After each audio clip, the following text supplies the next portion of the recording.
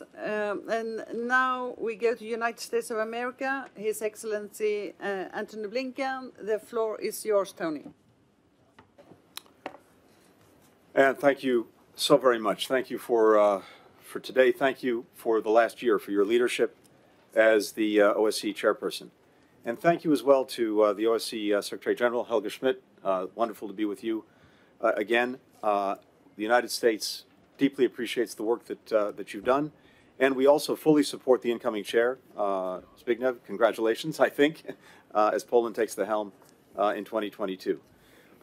The OSCE's comprehensive approach to security and the fundamental wisdom and integrity of the Helsinki principles are as relevant now as they were when enshrined more than 40 years ago. Lasting peace and prosperity require respect for both the sovereignty and territorial integrity of countries and the human rights of all people. This flows directly from the UN Charter and the Universal Declaration on Human Rights, which are the foundational documents of the rules-based order, which is not a Western construct, but the best guarantor of peace, security, and progress for all of us. Just as there's a connection between freedom and stability, so is there a connection between domestic repression and cross-border aggression. We've seen how countries that systematically violate human rights at home sow instability in other countries, and how rulers who abuse their power and ignore the rights of their people give license to leaders in other places to do the same. Right now, despite the steadfast efforts of the OSCE, democratic values, human rights, civil society, independent media, the rule of law are all facing significant challenge across many of our countries.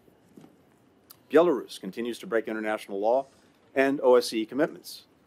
We again call on Belarusian authorities to cease their violent crackdown, release all political prisoners, heed the demands of the people for free and fair elections under independent observation, and cease the outrageous weaponization of migration. Russia, unfortunately, continues to violate the Helsinki principles and repeatedly obstructs the work of this organization. It's responsible for the perils confronted every day by the OSCE Special Monitoring Mission in Ukraine. The seizure by force of Crimea has brought relentless abuses against Crimean Tatars, ethnic Ukrainians, and others who peacefully oppose this occupation. And as I said yesterday at the NATO Foreign Ministers meeting, we are deeply concerned by evidence that Russia has made plans for further significant aggression against Ukraine. And so we call on Russia to respect Ukraine's sovereignty and territorial integrity, to de-escalate, reverse the recent troop buildup, return forces to normal, peaceful positions, and to implement the Minsk commitments, especially the ceasefire provisions and those allowing OSCE monitors unfettered access. Diplomacy is the only responsible way to resolve this crisis, and we stand fully ready to support it. Sergei was talking about implementing Minsk. We fully agree. But let's also base that on the facts. There are a series of commitments that both parties made under Minsk, with the OSCE involved as well. Ceasefire, unimplemented by Russia. Withdrawal of all heavy weapons, unimplemented by Russia. Allowing OSCE monitoring, unimplemented by Russia. Pass special status law, implemented by Ukraine. Pass amnesty law, in progress. All-for-all political prisoner exchange, unimplemented by Russia. Ensure delivery of humanitarian assistance based on an international mechanism, unimplemented by Russia. Restoration of socioeconomic ties, unimplemented by Russia. I could go on. I think you get the point. It takes two to tango. And if our Russian friends are prepared to implement their commitments under Minsk, and our Ukrainian friends are as well, we will fully support that, and that is the best way to avert a renewed crisis in Ukraine. Additionally, we've seen a flouting of conventional arms control commitments in Europe. Russia maintains forces in Georgia and de facto authorities in Abkhazia and South Ossetia. Russian troops remain entrenched in Moldova without Moldova's consent.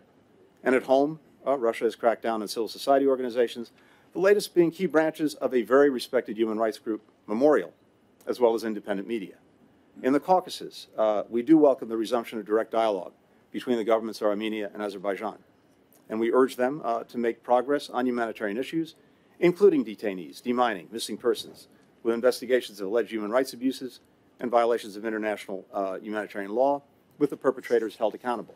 And I hope there we can all work together, including with Russia, to continue to make progress. We urge all parties to resolve other outstanding issues like border delimitation and demarcation, the restoration of economic and transport links, and to continue to engage with the Minsk Group co-chairs for a lasting peaceful end to the Nagorno-Karabakh conflict. We all share an interest in ensuring Afghanistan is never again used as a base to plan terrorist attacks against our countries and our people. Enhanced border security cooperation with our Central Asian partners will be vital. We'll continue to support the OSCE's engagement through its field presence in Central Asia and its programs on counterterrorism, democratization and human rights, border control and management. And in the coming year, we must work together. We must work together to strengthen the OSCE because its work is vital and has to be advanced. That means, among other things, modernizing the Vienna document to help deepen trust, de-escalate tension, rebuild military transparency among our countries. And we have to ensure that the OSCE's premier human rights review, the Human Dimension Implementation Meeting, is held in 2022 with robust civil society participation. Next week, and I'll conclude with this, President Biden will host a Summit for Democracy to bring governments and civil society from around the world together to respond to democratic backsliding and to build a stronger foundation for renewal and reform. We believe in the power of democracies to make each other stronger and in the potential for countries that are not yet democracies to grow in that direction for the good of their people. The OSCE, with its many programs, its experts, its field missions, a long history of defending human rights as a core element of security, is a key forum for advancing that vision. And I'm grateful for this opportunity to represent the United States today and to stand with this institution to strengthen peace, prosperity, and democracy across our region and around the world. Thank you.